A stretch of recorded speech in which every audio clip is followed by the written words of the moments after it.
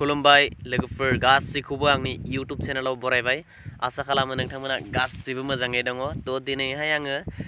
नोंथांमोनजों गोबाव साननि उनावहाय सावरायनो थाखाय आं बे ब्लगखौ खालामबाय ब्लग माने नोंथांमोनजों सावरायनो थाखाय आं बे भिडिअखौ लाबोदों थ' माखासे बाथ्रा नोंथांमोनजों शेयार खालामनो थाखाय आङो सानदों मानो थाखाय आङो बे खाननैसो माने गोलाव सान आं भिडिअ होआखै बेफोरबायदि बहुद माने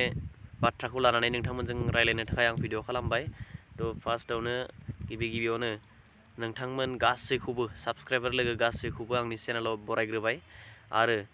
दिनैसिम आंनि चेनेलखौ सापर्ट होबोबाय थानायनि थाखाय रोजा रोजा साबायखर बावबाय गासैनिसिमबो थ' आङो नोंथांमोनजों दिनै बे बाथ्राखौनो लानानै सावरायनो नाजादों आंनि भिडिअफोरावहाय माने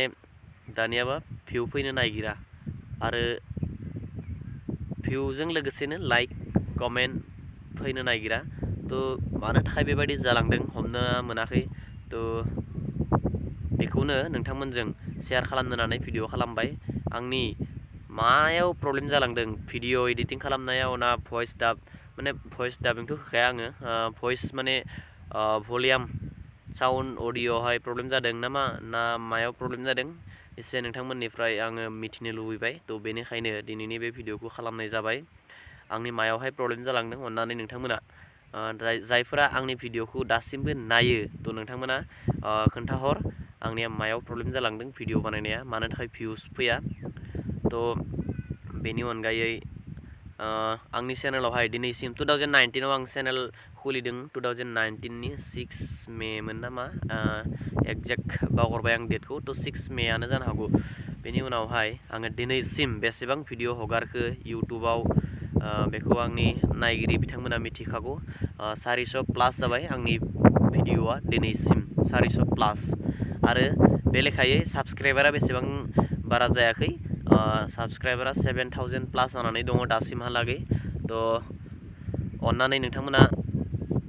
मोजां मोनोब्ला आरोना आंनि भिडिअस बा आंनि रायज्लायनाय बा आं नोंथांमोननो इनफरमेसन होनायफोरखौ मोजां मोनोब्ला आंनि चेनेलखौ साबस्क्राइब खालामनानै ला लोगोसेनो आंजों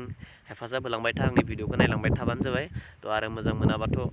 मा बुंनो आरोना कमेन्ट खालामनानै खोन्थाहर मायाव प्रब्लेम जालांदों थ' आङो दिनैहाय नोंथांमोनजों बे बाथ्राखौनो लानानै सावरायबाय आरो नोंथांमोनजों शेयार खालामबाय थ' भिडिअखौ नायनानै मोजां मोनदोंबा लाइक कमेन्ट शेयार आरो चेनेलाव गोदानै फैदोंब्ला चेनेलखौ साबस्क्राइब खालामलां थ' माने बेबायदि माने एनकारेज मोनाब्ला बा रावनिफ्रायबो थुलुंगा मोनाब्ला माने भिडिअ बानायनो गोसो जाया थ' बेनिखायनो आं भिडिअ बानायाखैमोन बहुद दिन जाबायमोन थ' बाय बाय।